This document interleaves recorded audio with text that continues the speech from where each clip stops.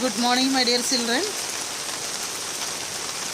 Last day we discussed about cell organelles and special type of cell organelles which are present in only animal cell and cell organelles that present only in the plant cell.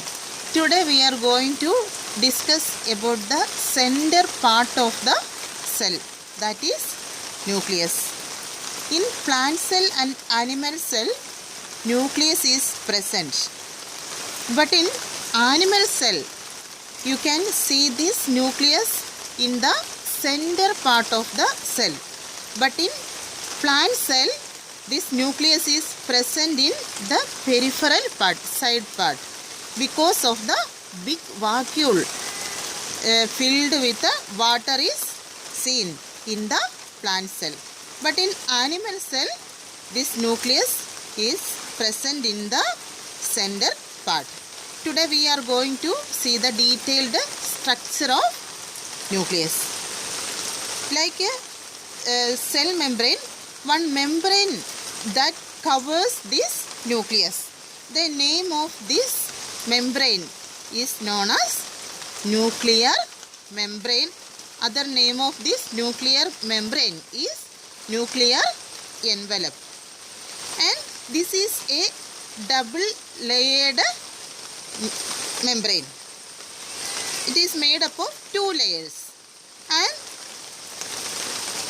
the group of pores or holes are seen in the nuclear membrane. Through these pores or holes, some materials reaches inside the nucleus and some material reach in the cytoplasm through these openings that present in the nuclear membrane. Then after that you can see a spherical structure is present inside the nucleus. This spherical body or spherical structure is called a nucleolus. And chromatin reticulum also present inside the nucleus. This chromatin reticulum later converted to chromosomes. These chromosomes are the carriers of DNA. DNA is the carrier of gene. Genes are responsible for the inheritance of characters from one generation to next generation. Then nucleus plays a major role in controlling the activities of the cell. And some chemical reactions are taking place in the cytoplasm. These chemicals will not reach us in the nucleus due to the presence of this nuclear membrane. And you can see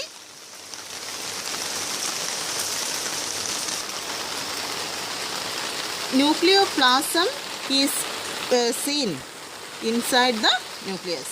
This nucleoplasm is the fluid part present in the nucleus. And we know that the which was the fluid part that present in the outer part of this nucleus. This was cytoplasm. Other cell organelles except nucleus is present in the cytoplasm. Like that, nucleoplasm is the fluid part that's seen inside the nucleus.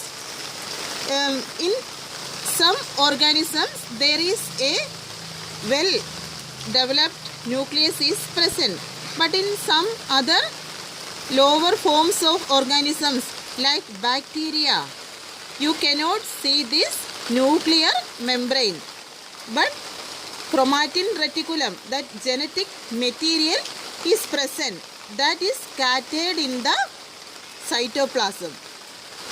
And then the bacteria in which there is no well developed nucleus, that type of organisms are known as prokaryotes.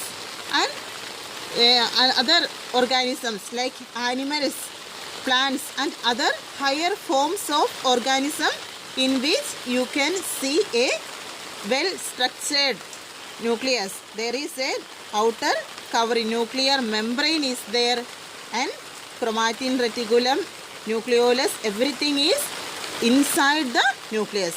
That type of organisms are known as eukaryotes. Then based on the presence or absence of this well developed nucleus, we can classify these organisms into two.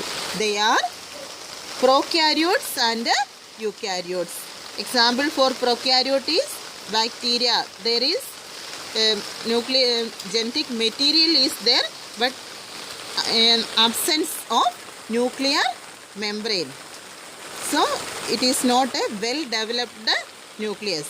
That type of organism prokaryotes, and in animals and plants they are called eukaryotes. Okay, thank you. Have a nice day.